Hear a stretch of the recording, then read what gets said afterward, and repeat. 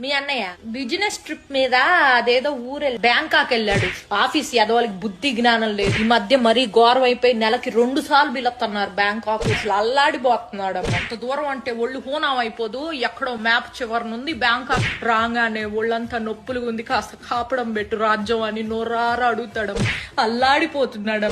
పోనీ నేను కూడా వస్తానయ్యా నీతో పాటు, నువ్వు ఆఫీస్ పని చూసుకో అంటే, వద్దో రాజ్యం నువ్వు రామా, కడుపులో నీళ్లు కదలకుండా ఉండు, వేళకి తిని పడుకో, నీ ఆరోగ్యం నాకు చాలా ముఖ్యం అంటాడమ్మా మహానుభావుడు. అల్లాడిపోతున్నాడు. ఓ రోజైతే అర్ధరాత్రి పూట ఆఫీస్ నుంచి పూజ అనే అమ్మాయి ఫోన్ చేసి నువ్వు ఉన్న పళంగా రావాలి అర్జెంటుగా అని చెప్పేసేసరికి మనిషి ప్యాంటు చొక్కా వేసుకొని గబా గబా బయలుదేరిపోయాడమ్మా. తెల్లారొచ్చాక తెలిసింది ఆ పూజ అనే అమ్మాయి ఫోన్ చేయకపోతే ఉద్యోగం కాస్త ఊడిపోయేది. అల్లాడిపోతున్నాడమ్మా మనిషి. అసలు ఏమైంది తెలుసా, నేను పుట్టిన నుంచి వచ్చేటప్పటికి ఇంట్లో ఒక అమ్మాయి ఉంది.